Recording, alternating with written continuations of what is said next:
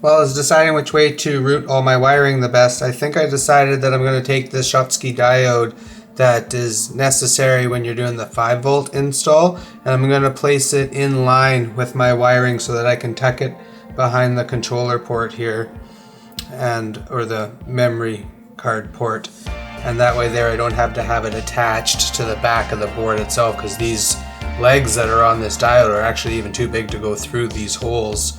So it's kind of bulky for that install, and I wanted to keep that looking clean.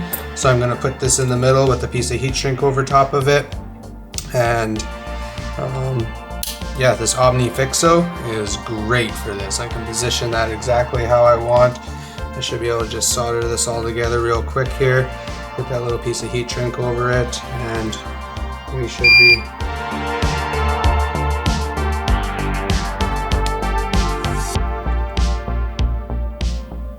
yep, that's nice and secure on that side. So I'm going to go ahead and do the same thing on the other side.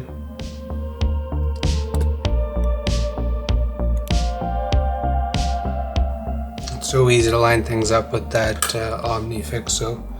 It's such a pleasure to work with.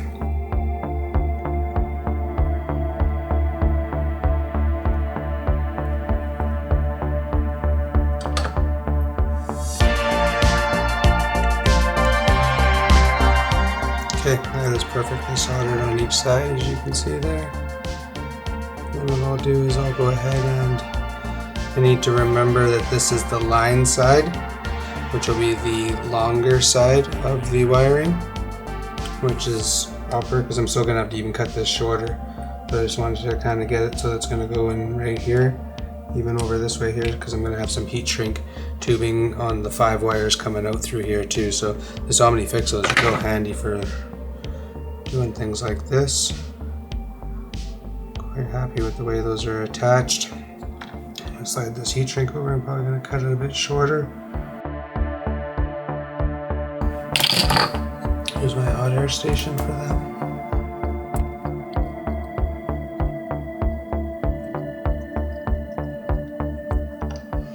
Before that's even shrunk, I can even mark that side of the diode if I'd like. Hot air up to temperature.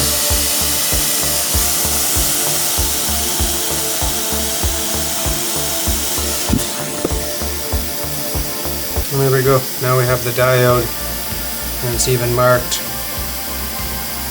and it's all still in a red wire sleeve and jacket.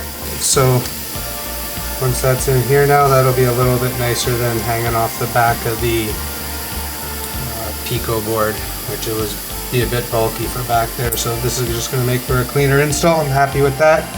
Everything is nice and tight. You can even, as I was pushing and pulling the wires through, you can tell the connection was good. So I'm very happy with the way that's turning out. Much happier than, like I said, on the back of here. So we'll go ahead now and get some things cleaned up here and get positioned to do the install on the board itself. I'm going to swing over the microscope, I believe, for that. I'm going to trim up some of these wires, get them tinned, and get some of this stuff out of our way, and we'll be back and under the microscope for the next part to get everything installed on the board itself. Okay, I'm going to start with the wiring that's up here on this chip, which I'm going to need pin 2 on the front side and 3 on the back side. I'm going to go and apply some flux in there. I'm coming with my soldering iron at 375 I have it at. I'm going to do my yellow wire first, which is going to be on the bottom side there.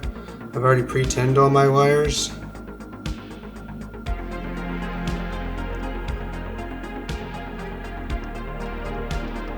Oh, looks like I'm going to need some solder braid for that. Move that bit of solder like that.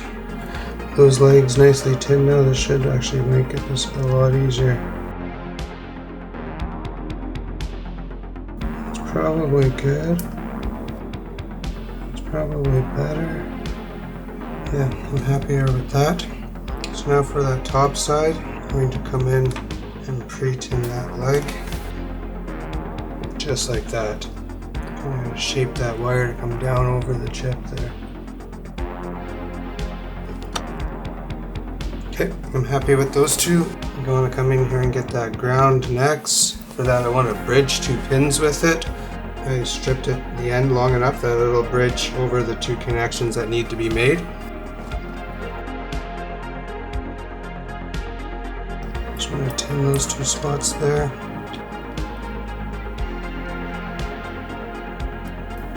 Might add a bit of solder to that, probably unnecessary. Right there. That looks good to me. And green wire.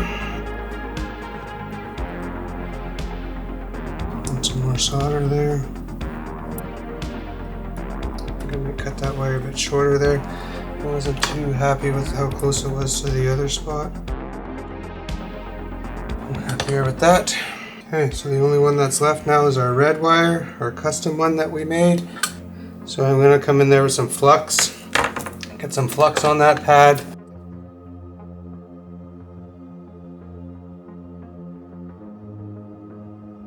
Right there, just like that. So let me just come in there and clean that area now. I'm more happy with that. That's where it shows in the diagram. Nothing is shorted there.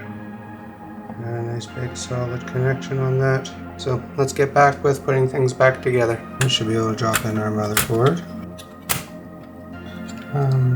Should be good here. Let's get the heatsink on here. Try to snug the first one and then line up the opposite corner. Usually I torque the heatsinks kind of like you're torquing a tire, corner to corner.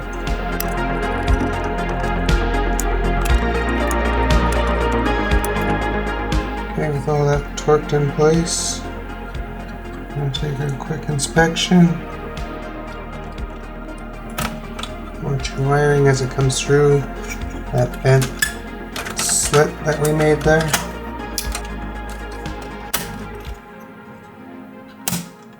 So I think these 3 screws here go on first.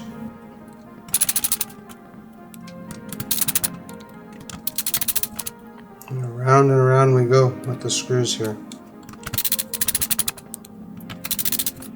So we're going to trust our install. Probably advised to be doing testing before you put the 30 or whatever screws back into this thing, but I'm confident in the install up until this point at least. Wiring up the Pico should be pretty simple. Okay, with all the screws around the outside, I attached the fan, and now this is where I'm going to use my custom 3D bracket. It's going to go in there and use that last mounting hole. So with that in place, I'll be able to mount that Pico right there beside the fan. And I got my 5 wires coming out of here that I should be able to just cut to length for the Pico, which is going to mount right in here. It should wire up just nicely. Nice and clean. Basically the shortest lengths possible. But we're kind of in the home stretch here now, so let's go ahead and get these wires trimmed and to length and soldered into here. So I'm going to get that ready with, I don't know if my OmniFixo is going to come in here. Should be able to lay this down just perfectly for this, in fact. So I'm going to line it up something like that. So I'm going to get the wiring diagram, I'm going to get all these cut to length, and then we'll be back for the soldering. Okay, I've got all those wires trimmed to basically the length that I want. I'll just strip them now. I only want to just take off a tiny bit. Okay, so with all those stripped, I'm not sure how you guys are going to be able to see that. Maybe I'll come in here with the microscope. That might make things easier for me too.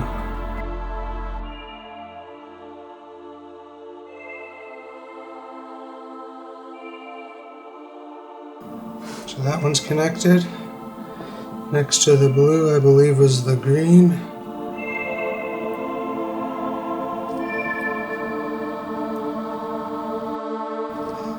Next to green, black.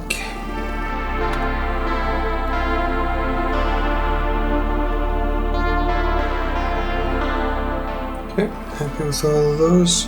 Red wires in the number 2 position on the other side. We'll get some flux there.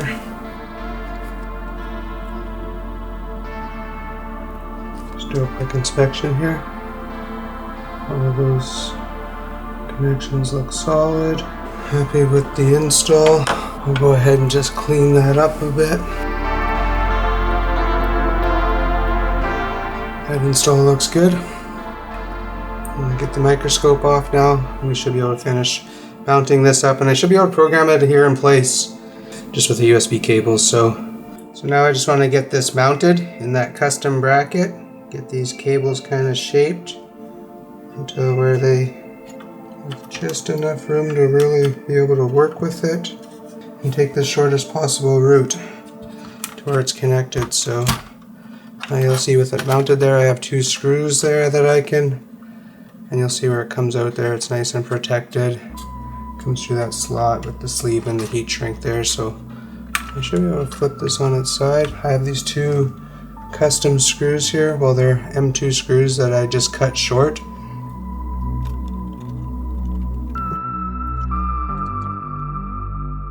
So that's nicely mounted in there. Looks factory, like a factory kind of mount. All that wiring custom there behind it.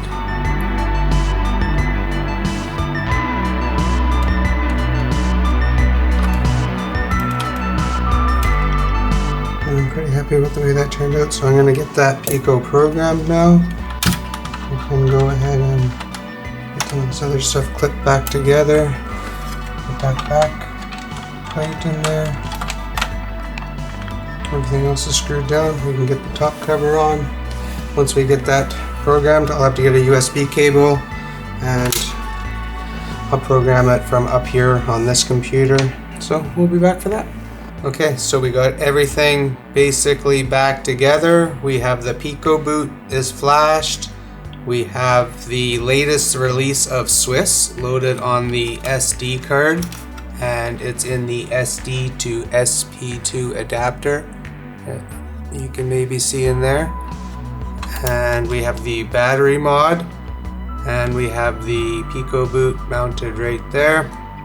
We have this right now just hooked up to the front of a RetroTink 4K through a Retro Game Cable's S-Video cable, and what I'd prefer to have here is a Carby, and unfortunately they're sold out everywhere right now, and even worse than that, they're even harder to get here in Canada because Insurrection Industries unfortunately doesn't ship to Canada, because I almost was able to get their limited edition one I had in my cart. I was ready for the checkout right when it was released, and that's when I did discover that they don't ship to Canada. So I'm hoping that once they do get their stock back, that they'll have available options through Stone Age Gamer, Castlevania, or somebody, because for now I'm going to use this Retro Game Cable's S-Video into the front of the RetroTink 4K, and we're going to test this for the first time. So we'll see here what happens on first boot.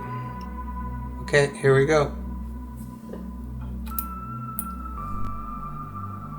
And it looks like that's a good boot. Everything there looks like it's working to me. So we have a green light on the PicoBoot. So that's good to see. Obviously everything's working fine here. It loaded that up no problem. Detected Swiss. Looks like it wants us to go through the settings here. Hopefully for the first run. I put a backup that I have of Metroid Prime, one of my games.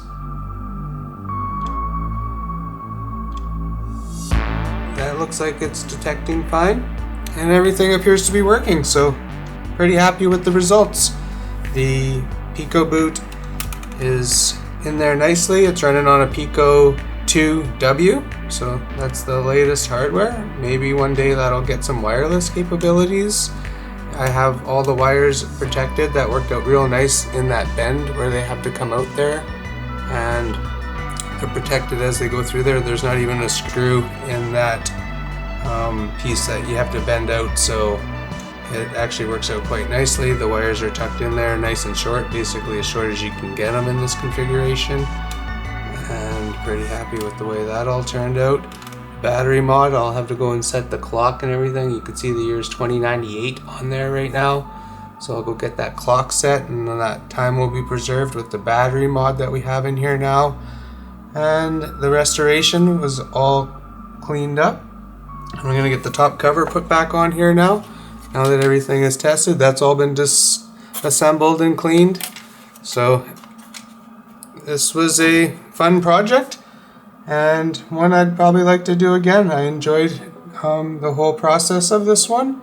I'm a big fan of this PicoBoot project, and we'll see what the future holds for it. But yeah, this was a fun one, and if you like this kind of stuff, I hope to see you guys in the next video. Bye.